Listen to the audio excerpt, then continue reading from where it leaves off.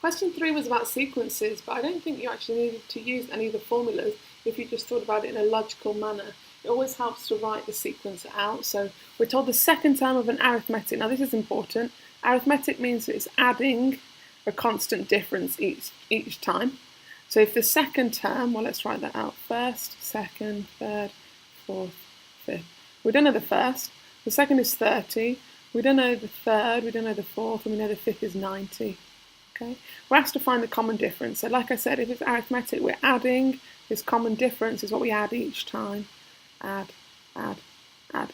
So if we look at this scenario here, if we've gone from 30 up to 90, then we've added 60. And in terms of how many D's that is, that's 3 D's, 3 lots of the difference. So we can say that 3D equals 60. Therefore, D is 60 divided by 3, which is 20. So for this arithmetic sequence, you didn't need to use any of the formulas. You could have just listed it out, and the difference is 20.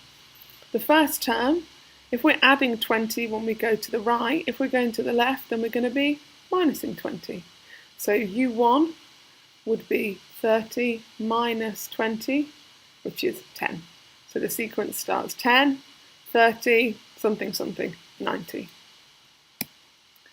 Part B was okay, but you had to get your head around the wording. So it says the first, second and fifth terms of the arithmetic. Let's make a note of those. They were 10, 30 and 90. They form the first 3 terms, so 1, 2 and 3, of a geometric sequence. Now, geometric sequence, we're multiplying by a common ratio each time. So it times in from one term to the next, one term to the next. So calculate the 7th term of this geometric sequence. So we're timesing, well, we've got to find R first. What are we multiplying by?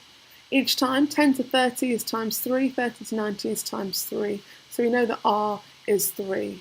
So a couple of methods. You could have just kept timesing by 3. You've got a calculator, you would have got there fairly quickly. 4th term, 5th term, 6th term, 7th term. Or you could have used the formula. We know that UN for a geometric sequence is U1 times R to the power of n minus 1. So UN in this case, n is 7, because we're trying to find the 7th term, is U1, which is 10, times R, which is 3, to the power of n, which is 7, minus 1. So that's the same as saying 10 times 3 to the power of 6, and on a calculator that would have given you an answer of 7,290.